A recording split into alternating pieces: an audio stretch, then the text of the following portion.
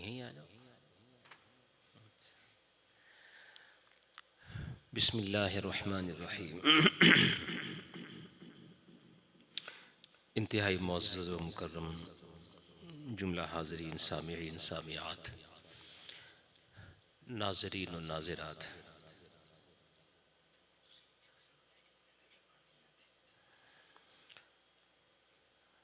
علی الخصوص تشریف فرما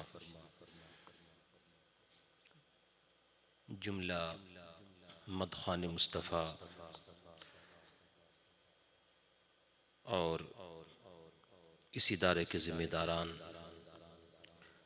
علی الخصوص نبیر حضور صدر العلماء امام النحو سید غلام جیلانی میٹھی علیہ الرحمہ، عزیز القدر مولانا سید محمد سمدانی میاں حفظہ اللہ تبارک و تعالی، و دیگر حاضرین مجلس، السلام علیکم ورحمۃ اللہ وبرکاتہ. الحمدللہ الحمدللہ الذی لم یزل عالما قادرا حیا قیوما سمیعا بصیرا، والصلاة والسلام الاتمان الاکملان الصافیان الزاکیان الطاہران علی من ارسل الی کافۃ الخلق بشیرا ونذیرا، وداعیا الی اللہ باذنہ وسراجا منیرا. اتانا بالشرع المبین والقرآن الحکیم المتین وبالبینات والہدى فأظہر الغیوب ونور الافئدة والقلوب تنویرا. الا انہ صلی اللہ تعالی علیہ وسلم حبل اللہ وعروتہ الوثقی ونعمتہ الکبریٰ، جعل اللہ تعالی للخلائق اجمعین ظہیرا. من اعتصم به فقد نجا ومن خالف عنہ فقد غوا، ولم یجد احدا ولیا ولا نصیرا. وعلی آلہ واصحابہ واہل بیتہ وذریاتہ وعلماء ملتہ وشہداء محبتہ واولیاء ملتہ ابدیا دہریا کثیرا کثیرا. اما بعد فاعوذ باللہ من الشیطان الرجیم. بسم اللہ الرحمن الرحیم. والذین جاہدوا فینا لنہدینہم سبلنا. صدق اللہ العظیم وصدق رسولہ النبی الامین الکریم، ونحن علی ذلک لمن الشاہدین والشاکرین والحمدللہ رب العالمین. یا سید السادات جئتک قاصدا ارجو رداک واحتمی بحماک، یا اکرم الثقلین ویا کنز الورا جد لی بجودک واردنی برداک. اعوذ باللہ من الشیطان الرجیم.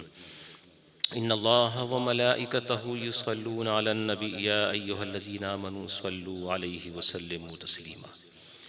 اللہم صل علی سیدنا وشفیعنا وحبیبنا وطبیب قلوبنا وشفاء صدورنا ومولانا محمد صلی اللہ تعالی علیہ وآلہ وصحبہ وبارک وسلم. ایک دفعہ اور درود شریف پڑھ دیں. اللہم صل علی سیدنا وشفیعنا وحبیبنا وطبیب قلوبنا وشفاء صدورنا ومولانا محمد صلی اللہ تعالی علیہ وآلہ وصحبہ وبارک وسلم.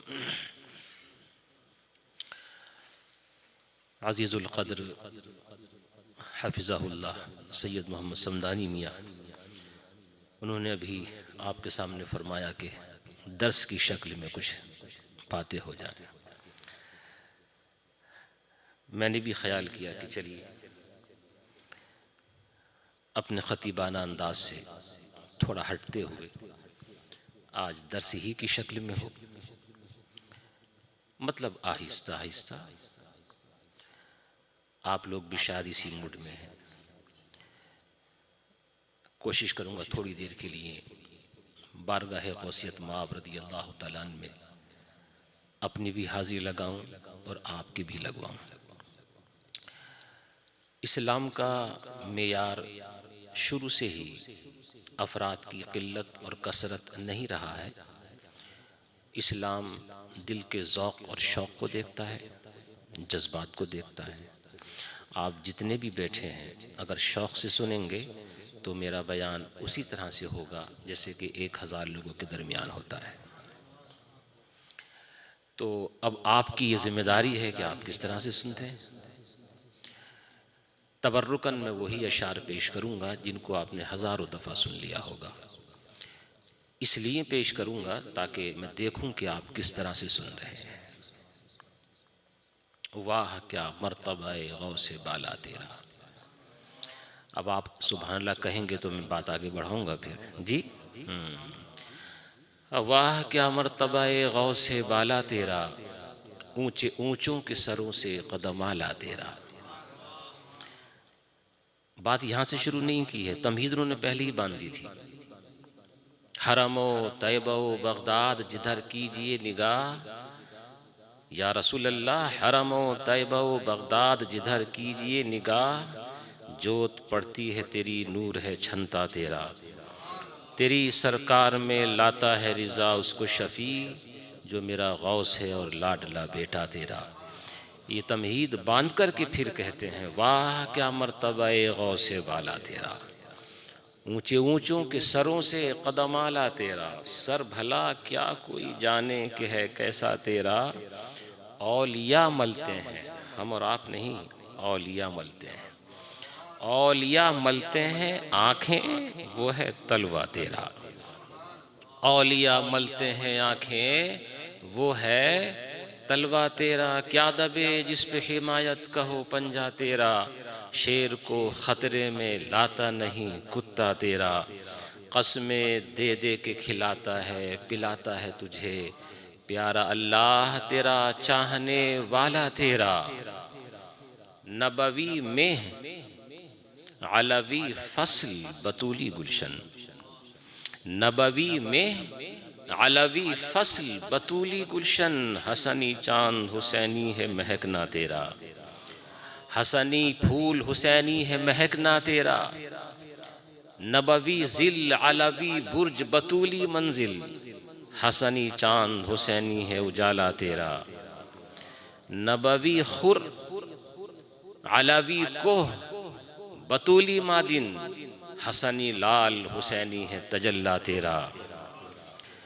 جان تو جاتے ہی، اشعار تو بہت زیادہ ہیں مگر وہ تڑپ کے کہتے ہیں جان تو جاتے ہی جائے گی قیامت یہ ہے، جان تو جاتے ہی جائے گی قیامت یہ ہے کہ یہاں مرنے پہ ٹھہرا ہے نظارہ تیرا، کہ یہاں مرنے پہ ٹھہرا ہے نظارہ تیرا۔ گویا کہ ادھر سے آواز آئی، یہ میں اپنی طرف سے سمجھ رہا ہوں تو کہہ رہا ہوں، گویا ادھر سے ایک آواز آئی کہ تو اتنا جذبہ صادقہ اس کا اظہار کر رہا ہے، تو نے نہ ہمیں دیکھا ہے، نہ تو ہمارے مدرسے میں آیا ہے، نہ تو ہمارا مرید ہے، نہ تو ہمارا خلیفہ ہے، تیرے ہمارے درمیان تو صدیوں کا فاصلہ ہے، پھر بھی اتنی کشش، پھر بھی اتنا سے وارفتگی کا اظہار، اپنی نسبت کو تو بیان کر کہ تو ہمیں چاہتا کیوں ہے اتنا، تیری نسبت کیا ہے ہم سے۔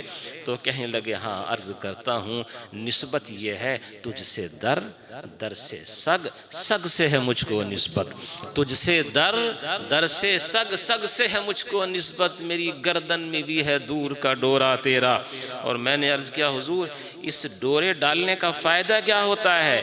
تو کہنے لگے اس نشانی کے جو سگ ہیں نہیں مارے جاتے، اس نشانی کے جو سگ ہیں نہیں مارے جاتے، حشر تک رہے میرے گرے میں پٹا تیرا، میری قسمت کی قسم کھائیں سگان بغداد، ہند میں بھی ہوں تو دیتا رہوں پہرا تیرا، میں جہاں بھی رہوں تو دیتا رہوں پہرا تیرا۔ اب کہتے کہتے گویا چاہتے تھے کہ دیدار ہو غوث اعظم دستگیر کا، شاید کچھ تاخیر ہو رہی ہو یا جو مانگنا چاہ رہے ہوں غالباً اس وقت تک وہ نہ ملا ہو، تو رونے لگے ہوں گے، اور روتے روتے پھر کہنے لگے بد سہی چور سہی مجرم و ناکارہ سہی، بد سہی چور سہی مجرم و ناکارہ سہی، اے وہ کیسا ہی سہی ہے تو کریمہ تیرا۔ حضور میں ہوں تو آپ کا ہی نا، میں کیسا ہی مگر ہوں تو آپ کا ہی نا، بد سہی، چور سہی، مجرم و ناکارہ سہی، اے وہ کیسا ہی سہی، ہوں تو کریمہ تیرا۔ اور پھر شاید روتے روتے ہڑکی بن گئی ہوگی، زیادہ رونے لگے ہوں گے، تو اپنے دل کو سمجھایا اور کہنے لگے ہی رضا یوں نہ بلک، یہ ہی کر کے جو رو رہا ہے نا ایسا نہ کر، ہی رضا یوں نہ بلک، تو نہیں جید تو نہ ہو، سید جید ہر دہر ہے مولا تیرا، سید جید ہر دہر ہے مولا تیرا۔ 11ویں شریف کی محفل میں آئے ہیں، پوسٹر میں یہی عنوان ہے، 11ویں شریف کی محفل، حالانکہ یہ مہینہ ربیع الاخر کا نہیں ہے، تو جمادی الاولیٰ ہے۔ اس سے اہل سنت و جماعت کے نظریے کا پتہ چل گیا کہ اہل سنت و جماعت فاتحہ کے لیے، 11ویں کے لیے یا عید میلاد مصطفیٰ کے لیے نہ کسی دن کو خاص کرتے ہیں نہ کسی مہینے کو خاص کرتے ہیں۔ مہینہ جمادی الاولیٰ کا ہے پھر بھی 11ویں منائی جا رہی ہے، تو جو کہتے ہیں نا یہ تخصیص کیسی، ہم تخصیص کرتے ہی نہیں، تم بھی مت کرو۔ تم اگر اس اعتبار سے روکنا چاہتے ہو تو جس دن تم چاہو مناؤ، ہم تمہارے یہاں آ جائیں گے، لیکن روکنے اگر تم روکنا چاہتے ہو تو پھر وہ تو صحیح نہیں، بہانے کر کے جمادی الاولیٰ ہے پھر بھی 11ویں شریف کی محفل ہے، مطلب یہ تخصیص نہیں ہے۔ غوث اعظم دستگیر رضی اللہ تعالیٰ قطب الاقطاب ہیں، غوث الاغواث ہیں، اور حضرت امام النحف صدر العلماء سید غلام جیلانی میٹھی علیہ الرحمہ نے بشیر القاری میں فرمایا سید الافراد بھی ہیں، کہا کہ یہ افراد کا جو مرتبہ ہے، یہ افراد کا مرتبہ یہ اقطاب اور اغواث سے بھی زیادہ ہے۔ غوث اعظم دستگیر رضی اللہ تعالیٰ سب سے پہلے غوث نہیں ہے، غوث گزرے ہیں اس سے پہلے امت محمدیہ کے اندر، بلکہ امت محمدیہ سے پہلے بھی اغواث ہوئے۔ اب یہ بات جو میں آپ کے سامنے ذکر کر رہا ہوں یہ حضرت شیخ مجدد الفسانی شیخ احمد سرہندی علیہ رحمت و رضوان نے اپنی کتاب مکتوبات کی 3 جلد کے اندر ذکر کی ہے، اور حضرت قاضی ثناء اللہ پانی پتی علیہ رحمت و رضوان نے اپنی تفسیر کے اندر اس کا تذکرہ کیا ہے، اور امام اہل سنت نے الملفوظ کے اندر اور الملفوظ ہی کے حوالے سے حضرت صدر العلماء میٹھی علیہ رحمہ نے اپنی کتاب بشیر القاری کے اندر کہ امت محمدیہ میں سب سے پہلے منصب غوث کے اوپر شروع یہاں سے کرتے ہیں کہ اللہ کی طرف سے اولیاء کرام کے لیے جو مناصب اور درجات تقسیم ہونے ہوتے ہیں وہ اس وقت کے قطب زمانہ کے دل کے اوپر نازل ہوتے ہیں، جو اس وقت کا قطب ہوتا ہے اس کے دل کے اوپر نازل ہوتے ہیں اور پھر وہاں سے تقسیم ہوتی ہے۔ اور فرمایا کہ یہ سلسلہ صرف امت محمدیہ سے شروع نہیں ہوا، یہ سلسلہ حضرت آدم کے زمانے سے ہے۔ اب سوال یہ پیدا ہوا کہ حضرت آدم کے زمانے سے ہے تو اس وقت کون تھا؟ تو جواب دیا ان حضرات کرام نے کہ اس وقت سے نبی کریم صلی اللہ علیہ وسلم کے ظہور تک، امت محمدیہ کے آنے تک، اس منصب کے اوپر حضرت مولا مشکل کشا علی کرم اللہ تعالی وجہہ الکریم کی روحانیت پاک موجود تھی۔ یہ جزوی فضیلت ہے۔ دیکھو اس فضائل کا جو تذکرہ ہوتا ہے نا، اس بات کو خاص خیال میں رکھنا چاہیے کہ امت محمدیہ کا متفقہ اور مجموعون علیہ یہ عقیدہ اور نظریہ ہے کہ افضل البشر بعد الانبیاء بالتحقیق ابو بکر کی ذات، پھر فاروق اعظم، پھر عثمان غنی، چوتھے نمبر پہ مولا علی۔ ہاں یہ بات بھی صحیح ہے کہ جتنے فضائل احادیث کے اندر مولا علی کے آئے ہیں کسی اور کے نہیں۔ السوائق المحرقہ کے اندر حضرت ابن حجر حیتمی مکی علیہ رحمت و رضوان نے صراحت کے ساتھ اس بات کا ذکر کیا ہے ما جا لأحد ما جا لعلی رضی اللہ تعالیٰ عنہ، کسی کے لیے بھی اتنے فضائل نہیں آئے ہیں جتنے مولا علی کے لیے آئے ہیں۔ 1,00,000 احادیث صحیحہ حضرت امام احمد بن حنبل رضی اللہ عنہ نے فرمایا 1,00,000 احادیث صحیحہ مولا علی کی فضیلتوں کے اندر ذکر ہے، لیکن عقیدہ نظریہ وہی ہے کہ افضل البشر بعد الانبیاء بالتحقیق کس کی ذات ہے؟ ابو بکر کی ذات۔ اس کے بعد ارشاد فرماتے ہیں کہ نبی کریم صلی اللہ تعالیٰ علیہ وسلم کے وصال کے بعد امت محمدیہ میں غوثیت عظمیٰ کے منصب کے اوپر جن کو فائز کیا گیا وہ حضرت ابو بکر کی ذات ہے۔ آپ سبحان اللہ کہتے رہو نا تاکہ بات آگے بڑھتی رہے۔ اور وہ یہ کہتے ہیں کہ یہ منصب جب ملتا ہے تو اس کا طریقہ کار یہ ہوتا ہے کہ دو وزیر ہوتے ہیں، ایک داہنی طرف ایک بائیں طرف۔ داہنی طرف والے کو عبد الرب کہا جاتا ہے اور بائیں طرف والے کو عبد الملک کہا جاتا ہے۔ اور کہا کہ یہاں پر بائیں طرف والا داہنی طرف والے سے زیادہ عرفہ والا ہوتا ہے، حالانکہ دنیا کے اعتبار سے اس کا الٹا ہے۔ آپ نماز پڑھنے کے لیے اگر آئے اور مسجد میں امام کی داہنی طرف کھڑے ہوں گے تو ثواب زیادہ ملے گا بمقابلہ بائیں طرف کے۔ وہ فرماتے ہیں کہ یہاں ایسا نہیں ہے، یہاں روحانیت کا معاملہ ہے اور روحانیت کا تعلق دل سے ہوا کرتا ہے، اور دل داہنی طرف نہیں بائیں طرف ہوتا ہے۔ تو جو بائیں طرف والا ہوتا ہے وہ عرفہ و اعلیٰ ہوتا ہے داہنی طرف والے سے۔ جب اس کا وصال ہو جاتا ہے تو پھر دوسرا اس کے بعد والا اس کے منصب کے اوپر قائم ہوتا ہے۔ اب میں بہت اختصار کے ساتھ اس بات کو ذکر کر دوں کہ حضرت صدیق اکبر رضی اللہ تعالیٰ عنہ غوثیت عظمیٰ کے منصب کے اوپر فائز تھے اور وزیر فاروق اعظم اور عثمان غنی۔ جب صدیق اکبر کا وصال ہوا تو یہ منصب غوثیت اس کے اوپر حضرت فاروق اعظم۔ جب فاروق اعظم کا وصال ہوا تو حضرت عثمان غنی، حضرت عثمان غنی کا وصال ہوا تو حضرت مولا علی کا وصال ہوا تو امام حسن مجتبی، اور امام حسن مجتبی کا وصال ہوا تو امام حسین شہید کربلا۔ جب ان کا وصال ہوا تو حضرت امام زین العابدین، جب ان کا وصال ہوا تو امام محمد باقر، جب ان کا وصال ہوا تو حضرت امام جعفر صادق، جب ان کا وصال ہوا تو حضرت امام موسیٰ کاظم، اور حضرت امام موسیٰ کاظم کا وصال ہوا تو حضرت امام علی رضا، اور امام علی رضا کے وصال کے بعد حضرت امام محمد تقی جواد، اور امام محمد تقی جواد کے بعد حضرت امام نقی علی، اور حضرت امام نقی علی کے بعد حضرت حسن عسکری رضی اللہ عنہ۔ آپ کا وصال 260 ہجری کے اندر ہے۔ کب؟ 260 ہجری میں۔ امام اہل سنت فرماتے ہیں کہ غوثیت کبریٰ کا منصب حضرت حسن عسکری کو سپرد کیا گیا، وہ تاج ان کے سر پاک کے پر سجایا گیا، اور اس کے بعد غوث اعظم کے زمانے تک، غوث اعظم کے اس منصب کے ملنے تک یہ غوثیت کبریٰ کا تاج حضرت حسن عسکری کے سر رہا، اور جتنے بھی لوگ آتے رہے سب ان کے نائب بن کر کے آئے۔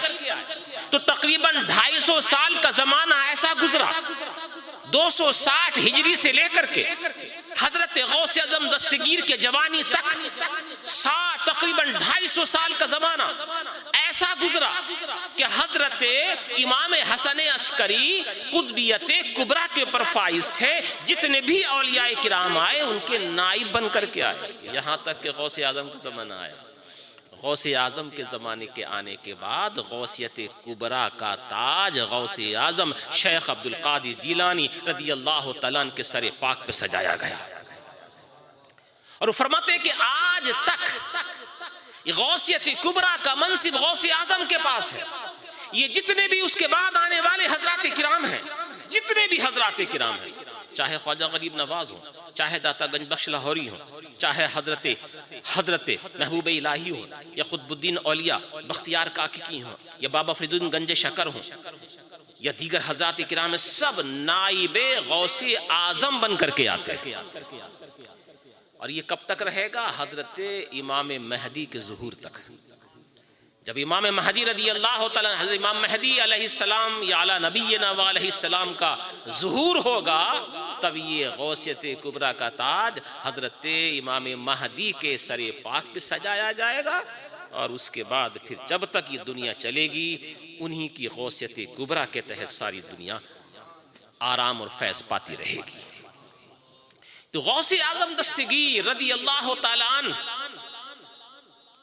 الکواکب الدریہ ہے، الکواکب الدریہ کی جلد اول ہے، جلد اول کے اندر حضرت امام مناوی رضی اللہ تعالیٰ عنہ ارشاد فرماتے ہیں جب اللہ کے نبی صلی اللہ تعالیٰ علیہ وسلم کا وصال ہوا تو زمین رونے لگی، بکت الارض، زمین رونے لگی، اللہ کی طرف سے حکم آیا کہ روتی کیوں ہے؟ زمین نے عرض کیا پروردگار عالم روتی اس لیے ہوں کہ حضرت آدم کے زمانے سے لے کر کے تیرے حبیب تک انبیاء اور رسول کا ایک سلسلہ چلتا رہا، اور اب تو نے آخری نبی کو میرے اوپر سے اٹھا لیا۔ اب قیامت تک میرے اوپر کوئی نبی نہیں آنے والا ہے، نیا رسول نہیں آنے والا ہے۔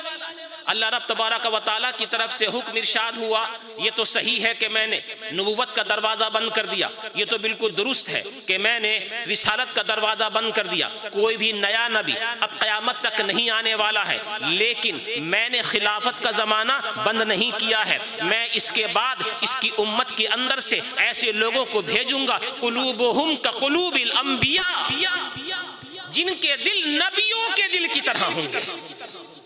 تو یہ جتنے بھی صحابہ کرام گزرے، یہ جتنے بھی تابعین آئے، اولیاء مجتہدین مفتی، جتنے بھی حضرات کرام آئے، ان کے دل اولیاء اللہ کے دلوں کی طرح اور انبیاء کرام کے دلوں کی طرح، قلوبہم کقلوب الانبیاء، ان کے دل نبیوں کے دلوں کی طرح ہوں گے۔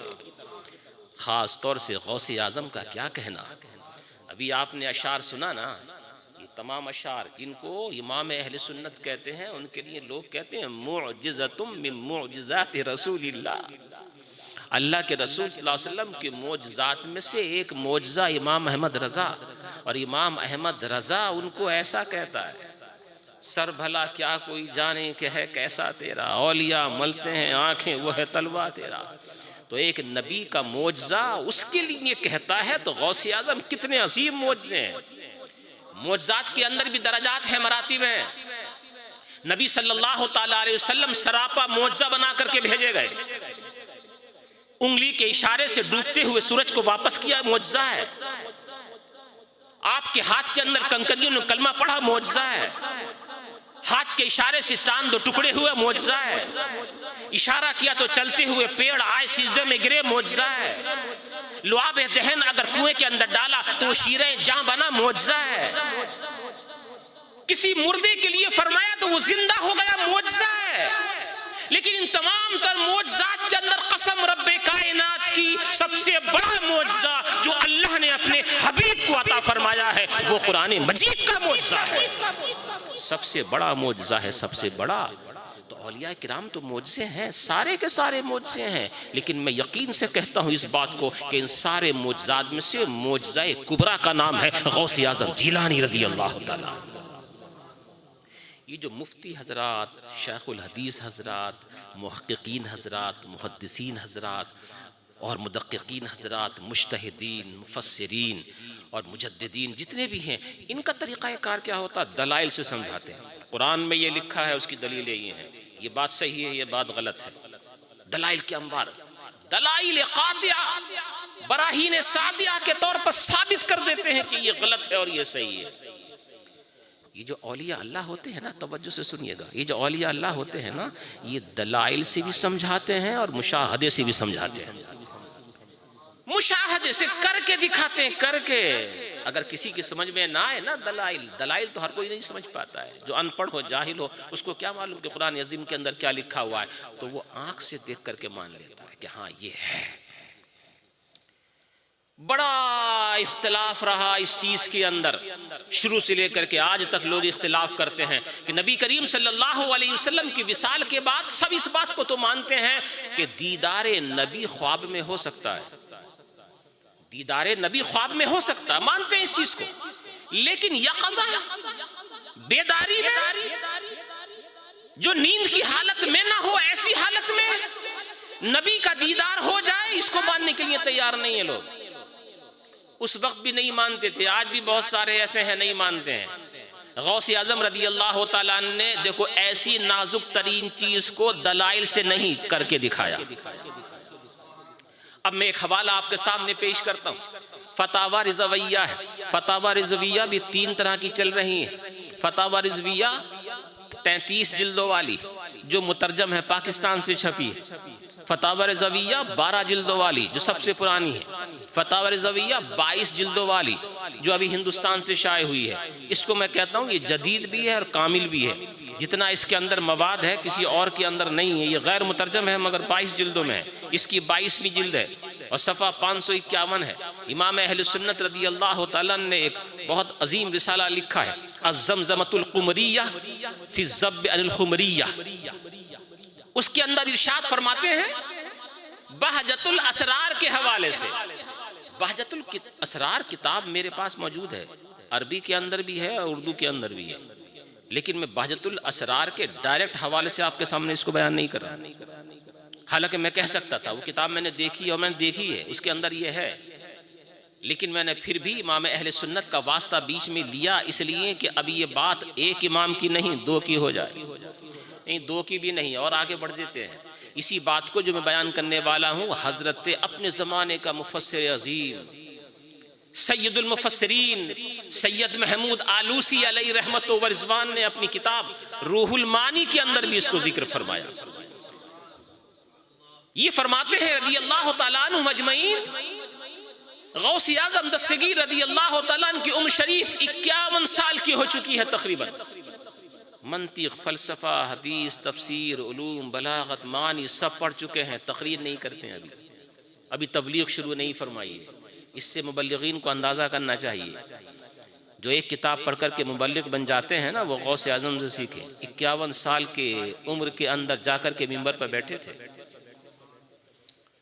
اور صرف اس بات پہ قناعت نہیں کی کہ میرے باپ بہت بڑے ہیں، میرے دادا بہت بڑے ہیں، میرے نانا بہت بڑے ہیں، میری نانی بہت بڑی ہے، میری پھوپھی بہت بڑے ہیں، میرے فلاں بہت بڑے ہیں، مجھے پڑھنے کی کوئی ضرورت نہیں ہے۔ غوث اعظم نے یہ نہیں فرمایا، بلکہ غوث اعظم نے یہ کر کے دکھایا۔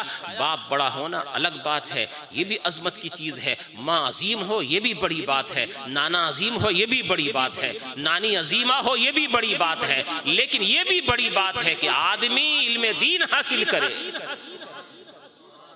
علم دین حاصل کرنے کے لیے جیلان سے چل کر کے بغداد پہنچے، 18 سال کی عمر شریف کے اندر تقریباً 23 سال تک، بلکہ ایک اعتبار سے 32 سال تک علم دین کا حصول کرتے رہے۔ 5-10 سال نہیں، 32 سال تک علم دین حاصل کرتے رہے، لیکن پھر بھی تقریر نہیں کر رہے ہیں۔ اللہ کے نبی صلی اللہ تعالیٰ علیہ وسلم کے لیے ارشاد فرماتے ہیں، اب یہ چاروں کتابوں کے حوالے سے میں بیان کر رہا ہوں، یعنی حضرت علامہ آلوسی نے طبقات الاولیاء کے حوالے سے اس کو ذکر کیا۔ اب یہ 4 امام ہو گئے، ان کے حوالے سے میں پیش کرتا ہوں۔ فرماتے ہیں غوث اعظم دستگیر رضی اللہ تعالیٰ عنہ کہ ظہر کی نماز کے پہلے کا وقت تھا، اللہ کے نبی صلی اللہ علیہ وسلم سامنے تشریف فرما ہوئے، اور آنے کے بعد مجھ سے ارشاد فرمایا، یا بنیہ لما لا تتکلم، بیٹا تم گفتگو کیوں نہیں کرتے، بیٹا تم بولتے کیوں نہیں، بیٹا تم خطاب کیوں نہیں کرتے، لوگوں کے سامنے تقریر کیوں نہیں کرتے، ذرا انداز دیکھیے گا۔ یا بنیہ تصغیر کا صیغہ، میرے پیارے بیٹے تو بولتا کیوں نہیں ہے۔ آپ نے نہیں سمجھا کہ میں نے اس بات کو کیوں بیان کیا؟ میں نے اس بات کو اس لیے بیان کیا ہے کہ لوگوں میں اختلاف تھا اور ہے کہ اللہ کے نبی صلی اللہ علیہ وسلم کا دیدار یہ جاگتے میں نہیں ہوتا، صرف سوتے میں ہوتا ہے۔ غوث اعظم نے ثابت کیا نہیں، جاگتے میں بھی ہوتا ہے اور سوتے میں بھی ہوتا ہے۔ یہ جاگنے والی صورتحال تھی، سونے والی صورتحال نہیں تھی۔ کہتے ہیں ظہر سے پہلے اللہ کے نبی صلی اللہ علیہ وسلم میرے پاس تشریف لائے اور آ کر کے ارشاد فرمایا، یا بنیہ لما لا تتکلم، اے میرے بیٹے تم بولتے کیوں نہیں ہو۔ میں نے عرض کیا یا رسول اللہ، یا بلکہ وہاں یا ابتا، اے نانا جان صلی اللہ علیہ وسلم۔ یہ حق غوث اعظم کو ہے۔ یہاں رک کر کے ایک بات میں ضرور کہوں گا، اس بات کو خاص طور سے ذکر کروں گا۔ نانا حضور کہنے کا حق امام حسن مجتبیٰ کو ہے، نانا حضور کہنے کا حق حضرت امام حسین کو ہے، نانا حضور کہنے کا حق یہ تسلسل کے ساتھ چلتا رہا حضرت امام حسن عسکری تک۔ لیکن اب 1400 سال کے بعد بھی مجھے بڑا تعجب ہوتا ہے کہ ایسا انسان جس کے نسب میں بھی کبھی شک ہوتا ہے، اور وہ بڑے دھڑلے کے ساتھ یہ کہتا ہے لوگوں سے، میں آپ کا سلام نانا حضور کی خدمت میں پہنچاؤں گا۔ ایسے تمام تر لوگوں کو اس کے اوپر میں تنبیہ ہی کرنا چاہتا ہوں، اپنے حساب سے یہ ساری نازک چیزیں ہیں، نزاکت کا خیال رکھا کریں۔ نانا حضور کہنے کا حق صرف انہی حضرات کرام کو ہے جو اس میدان کے اندر یا تو مرتبہ فخر کے اوپر تھے کہ بطور فخر یہ کہیں کہ وہ نانا حضور ہیں، ورنہ تو دیکھو مولا علی کرم اللہ تعالی وجہہ الکریم داماد بھی ہیں اور بھائی بھی۔ کبھی آپ نے سنا کہ مولا علی نے اللہ کے نبی صلی اللہ علیہ وسلم کو بھائی کہہ کر کے پکارا؟ کبھی صدیق اکبر نے رشتہ لگایا ہو؟ کبھی فاروق اعظم یا عثمان غنی نے رشتہ لگایا ہو؟ کبھی ازواج مطہرات نے اپنا شوہر کہہ کر کے پکارا ہو؟ نہیں، سب یا نبی اللہ یا رسول اللہ کہہ کے پکارا کرتے ہیں۔ ہاں، بطور خاص کچھ حضرات کرام ہیں۔ غوث اعظم دستگیر رضی اللہ تعالیٰ نے ارشاد فرماتے ہیں، ہمارے لیے ارشاد فرماتے ہیں کہ آپ نے فرمایا بیٹا بولتے کیوں نہیں ہے؟ میں نے کہا حضور یہ اتنے بڑے فصحا بلغا، انی رجل اعجم، میں تو عجمی انسان ہوں، کیف اتکلم بین فصاحل بغداد، یہ بغداد کے فصحا بلغا کے درمیان میں کس طرح سے گفتگو کروں؟ اللہ کے نبی صلی اللہ علیہ وسلم نے ارشاد فرمایا افتح فاک، اپنا منہ کھولو۔ کہتے ہیں میں نے اپنا منہ کھولا، منہ کھولنے کے بعد 7 دفعہ لعاب دہن اللہ کے نبی صلی اللہ علیہ وسلم نے میرے مبارک منہ کے اندر ڈالا، 7 دفعہ ڈالا، 7 دفعہ۔ اب میں رک کر کے پھر یہاں کہوں گا، اس بات کو عرض کروں گا، یہ لعاب دہن وہی تو ہے جب مولا علی کی آنکھ کے اوپر جا کر کے لگا تھا تو ان کی دکھتی ہوئی آنکھ بالکل صحیح ہو گئی تھی۔ یہ لعاب دہن وہی تو ہے جب کھاری کنویں کے اندر پڑتا ہے تو اس کو شیرہ جاں بنا دیتا ہے۔ یہ لعاب دہن وہی تو ہے جب ٹوٹی ہوئی ہڈی کے اوپر پڑتا ہے تو بالکل صحیح ہو جاتا ہے۔ یہ لعاب دہن وہی تو ہے جب ایک شاخ کے اوپر جاتا ہے تو اسے تلوار بنا دیتا ہے۔ یہ لعاب دہن اللہ کے نبی صلی اللہ علیہ وسلم نے حضرت غوث اعظم کے مبارک منہ کے اندر ڈالا 7 دفعہ۔ کہتے ہیں فصلیت الظہر، میں نے نماز ظہر کی ادائیگی کی، اور بعد نماز ظہر اب میں ممبر کے اوپر بیٹھا، پوری مسجد بغداد کی بھری ہوئی تھی، کھچا کھچ بھری ہوئی تھی، اس میں فصحا بلغا قاضیان زمانہ سارے کے سارے موجود تھے اور مجھے ان کے سامنے بولنا تھا۔ فرماتے ہیں جب میں نے بولنا شروع کیا تو زبان نے میرا ساتھ نہیں دیا، پہلی دفعہ تھا نا، زبان نے ساتھ نہیں دیا، گھبراہٹ تھوڑی دیر کے لیے ہوئی، مگر پھر کرم کے اوپر کرم یہ ہوا جب میری نظر انتہائے مجلس کے اوپر پہنچی، میں نے اپنی آنکھوں سے دیکھا کہ مولا مشکل کشا وہاں تشریف فرما ہے۔ میں نے جب یہ دیکھا کہ مولا مشکل کشا وہاں پر موجود ہے، مجھ سے فرما رہا ہے یا بنیا لما لا تتکلم، بیٹا بولتے کیوں نہیں ہو؟ بولنے کے لیے بیٹھے ہو، بولتے کیوں نہیں؟ عرض کیا حضور آپ جانتے ہیں نا میری زبان ساتھ نہیں دے رہی ہے۔ آپ نے کہا اپنا منہ کھول، آپ نے منہ کھولا، 6 دفعہ لعاب دہن ڈالا۔ کہتے ہیں میں نے عرض کیا حضور 6 دفعہ 7 دفعہ کیوں نہیں؟ اللہ کے نبی صلی اللہ علیہ وسلم نے 7 دفعہ لعاب دہن ڈالا تھا۔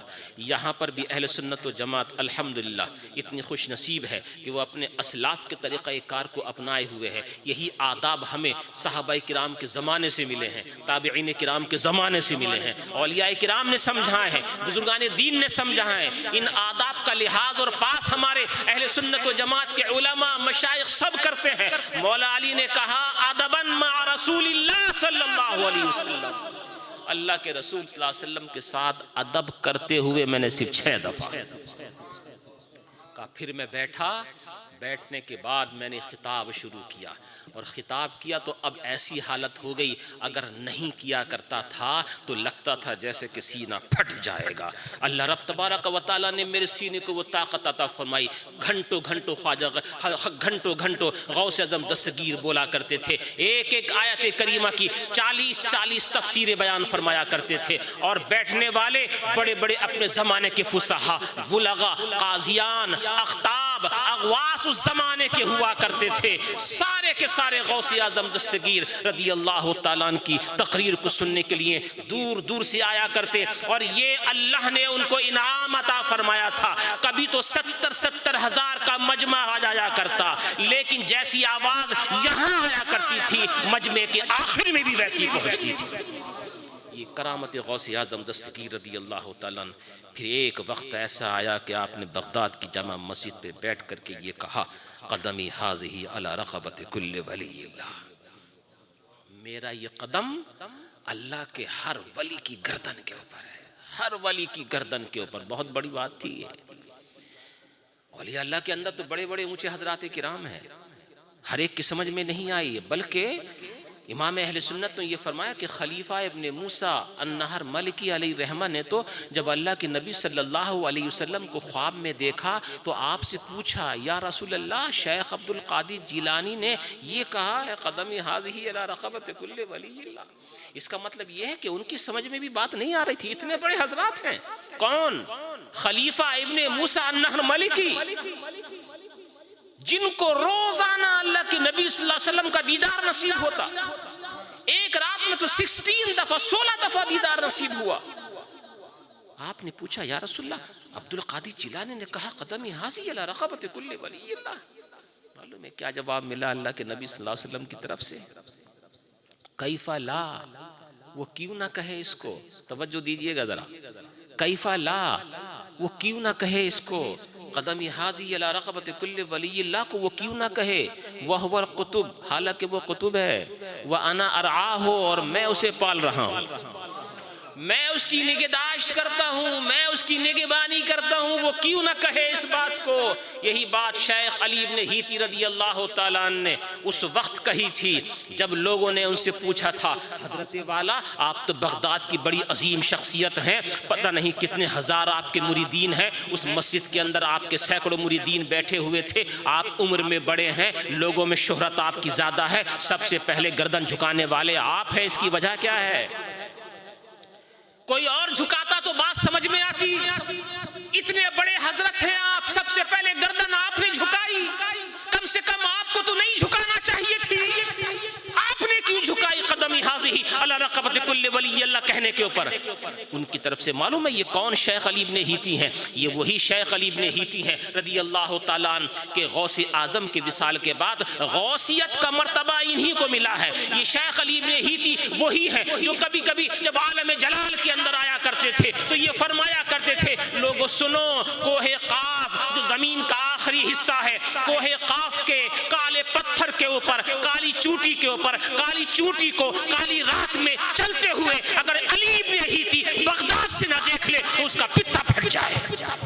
یہ کہا کرتے تھے شیخ علی بن ہیتی رضی اللہ تعالیٰ عنہ. سب سے پہلے گردن انہوں نے جھکائی. لوگوں نے کہا آپ کو تو نہیں جھکانی چاہیے تھی کم سے کم. انہوں نے جواب دیا جب عبد القادر جیلانی نے یہ بات کہی نا قدمی ہذہ علی رقبۃ کل ولی اللہ، میں نے بھی خیال کیا کہ اتنی بڑی بات عبد القادر اپنی طرف سے کہہ رہے ہیں یا کوئی کہلوا رہا ہے. میں عالم کشف کے اندر گیا اور عالم کشف میں جانے کے لیے اپنی آنکھوں کو بند کیا، اپنی گردن کو جھکایا تو میں نے یہ دیکھا کہ خود اللہ کے نبی حضور رحمت عالم صلی اللہ علیہ وسلم آپ تشریف فرما ہیں اور ان کا دست پاک عبد القادر جیلانی کے پیٹھ کے اوپر رکھا ہوا ہے اور فرماتے ہیں بیٹا کہہ دے قدمی ہذہ علی رقبۃ کل ولی اللہ. جب میں نے یہ دیکھا کہ یہ خود نہیں کہہ رہے ہیں، کہلوایا جا رہا ہے، تو میں نے بھی گردن جھکا دی. یہ چیزیں کبھی کبھی تو ایک اور کیا تھا. اختصار کی طرف میں اب اختتام کی طرف لے کر کے جا رہا ہوں. لوگ بہت سارے لوگ آج بھی ہیں ایسے انکار کرنے والے لوگ. اس کو تو مانتے ہیں کہ نبی قبر کے اندر ان کا بدن صحیح و سالم رہتا ہے، مانتے ہیں. احادیث کے اندر آیا ہے ان اللہ حرم علی الارض ان تأکل اجساد الانبیاء، اللہ نے زمین کے اوپر حرام کر دیا ہے کہ وہ نبیوں کے بدنوں کو کھائے. احادیث کے اندر آیا ہے. مگر یہ دلیلیں ہیں نا، دلیلیں دکھایا تو نہیں کسی نے. کس طرح سے زندہ رہتے ہیں اس کو مان لیتے ہیں زندہ ہیں، لیکن وہ زندگی کس طرح کی ہے اس میں اختلاف کرتے ہیں. یہ مطلب ہے، یہ مطلب ہے، یہ مطلب ہے. ہمارے بزرگوں نے کہا نہیں، ہمارے حضور صلی اللہ تعالی علیہ وسلم جیسے حیات ظاہری میں زندہ تھے ویسے ہی آج بھی زندہ ہیں. سبحان اللہ، بآواز بلند کہیں سبحان اللہ. جیسے حیات ظاہری میں زندہ تھے ویسے ہی آج بھی زندہ ہیں. اور حضرت امام اہل سنت رضی اللہ تعالیٰ نے تو ارشاد فرما دیا انبیاء کو بھی اجل آنی ہے مگر ایسی کہ فقط آنی ہے، پھر اس آن کے بعد ان کی حیات مثل سابق وہی جسمانی ہے. یعنی وہ یہ کہتے ہیں کہ نبی صلی اللہ علیہ وسلم کو ایک آن کے لیے موت آئی اور پھر آن سے پہلے جو حیات تھی ویسے ہی آج بھی حیات ہے. اور ہمارے بعض بزرگوں نے آن کو سمجھاتے ہوئے، میں نے کسی کتاب میں یہ نہیں دیکھا، لیکن ہمارے بعض اساتذہ نے اس بات کو ہمیں سمجھایا اور مجھے ابھی تک یاد ہے، ہم سے پوچھتے تھے پتہ ہے تمہیں آن کسے کہتے ہیں؟ ہم نے کہا نہیں معلوم ہمیں آن کسے کہتے ہیں۔ تو انہوں نے آن کو سمجھایا، کہا تم جانتے ہو نا عربی میں گھنٹے کو ساعہ کہتے ہیں؟ ہم نے کہا ہاں ساعہ کہتے ہیں۔ کہ عربی میں منٹ کو ثانیہ کہتے ہیں، دقیقہ کہتے ہیں؟ ہم نے کہا ہاں دقیقہ کہتے ہیں۔ کہ عربی کے اندر سیکنڈ کو ثانیہ کہتے ہیں؟ کہ ہاں ثانیہ کہتے ہیں۔ کہ بس اب اسی سے سمجھ لو کہ ایک گھنٹے کے اندر، ایک ساعہ کے اندر 60 منٹ ہوتے ہیں، یعنی 60 دقائق ہوتے ہیں، اور ایک دقیقے کے اندر 60 ثانیے ہوتے ہیں، ایک ثانیے کے اندر 60 ثالثے ہوتے ہیں، ایک ثالثے کے اندر 60 رابعے ہوتے ہیں، ایک رابعے کے اندر 60 خامسے ہوتے ہیں، ایک خامسے کے اندر 60 سادسے ہوتے ہیں، ایک سادسے کے اندر 60 سابعے ہوتے ہیں، ایک سابعے کے اندر 60 سامنے ہوتے ہیں، ایک سامنے کے اندر 60 تاسعے ہوتے ہیں، ایک تاسعے کے اندر 60 عاشرے ہوتے ہیں۔ جب یہ ختم ہو جائے وہی آن ہے۔ تو آن، ایک آن کے لیے موت آئی، پھر اس کے بعد ان کی حیات ویسی ہی مثل سابق۔ اس بات کو اس وقت بھی بہت سے نہیں مانتے تھے، آج بھی بہت سارے انکار کرتے ہیں۔ غوث اعظم دستگیر رضی اللہ تعالیٰ نے اس کو دلائل کے ذریعے نہیں، مشاہدے کے ذریعے سمجھایا۔ غوث اعظم دستگیر رضی اللہ تعالیٰ خانہ کعبہ سے فارغ ہونے کے بعد، حج کرنے کے بعد آپ مدینہ منورہ جاتے ہیں۔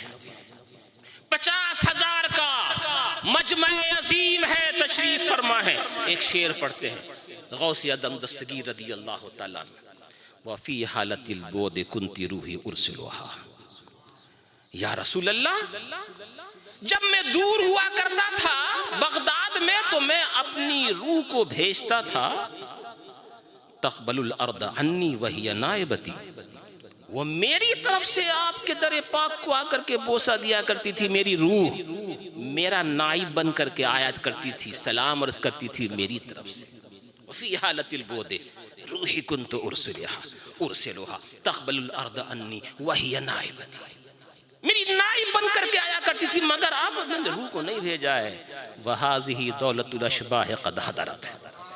یا رسول اللہ میں خود حاضر ہوا ہوں، صرف روح نہیں آیا، میرا بدن بھی حاضر ہوا ہے۔ تب اب میری تمنا ہے فَمْدُدْ يَمِينَكَ كَيْ تَحْظَ بِهَا شَفَتِي، یا رسول اللہ اب میرا جی یہ چاہتا ہے کہ آپ اپنا ہاتھ نکالیے تاکہ میں اپنے لبوں سے بوسہ دوں اس کو۔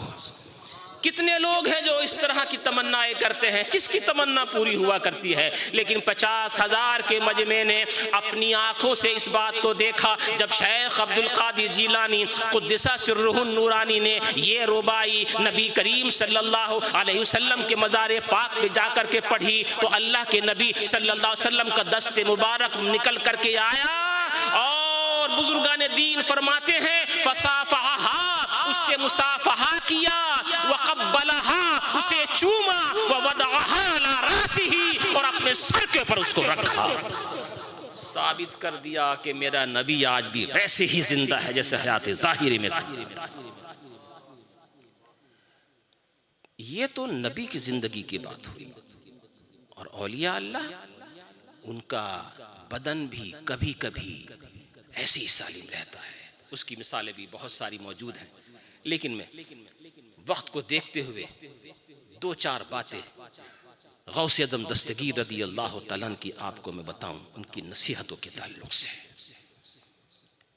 کرامات تو آپ نے بہت سنی ہیں، کچھ ان کی تعلیمات بھی سن لیجیے۔ ہمارا مطلب نہیں کیا ایک معیار بنا رکھا ہے، ہم 11ویں بھی مناتے ہیں، ہم لنگر بھی کرتے ہیں، اور مسجدیں بھی ہماری خالی رہتی ہیں۔ اور جو لوگ 11ویں نہیں مناتے ہیں وہ نمازوں کے نام پہ بلاتے ہیں، ان کی مسجدیں بھری رہتی ہیں۔ ہم نے شاید کرامات کے سنانے ہی کو معیار بنا لیا ہے، مگر نہیں، ایسا نہیں ہے۔ غوث اعظم دستگیر شیخ عبد القادر جیلانی رضی اللہ تعالیٰ کی حیات کو دیکھنے والوں اس بات کے اوپر توجہ رکھنا، میرا غوث کبھی کبھی تو 17-18 گھنٹے پڑھایا کرتا تھا۔ تفسیر وہ پڑھائیں، حدیث وہ پڑھائیں، معنی بلاغت وہ پڑھائیں۔ ان پڑھانے والوں سے کبھی پوچھ لینا، 1 گھنٹہ پڑھانے کے لیے 3 گھنٹہ دیکھنا پڑتا ہے۔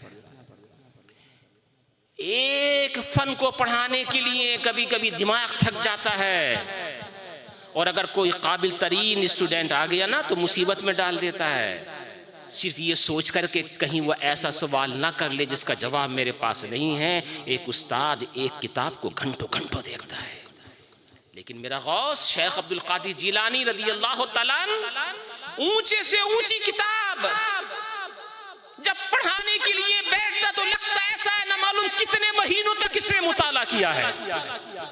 اور ہم بھی تب تقریر کے لیے بولتے ہیں، بیٹھتے ہیں نا تو سوچتے ہیں کچھ دیر کہ یہ بولنا ہے۔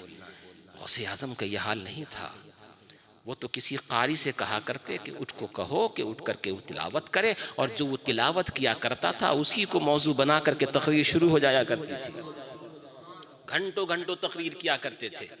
غوث اعظم دستگیر رضی اللہ تعالیٰ نے ارشاد فرمایا ہے کہ لوگوں کو اچھی طرح سے لازم پکڑ لینا، ایک درود شریف پڑھنے کو اور ایک مسجد کو۔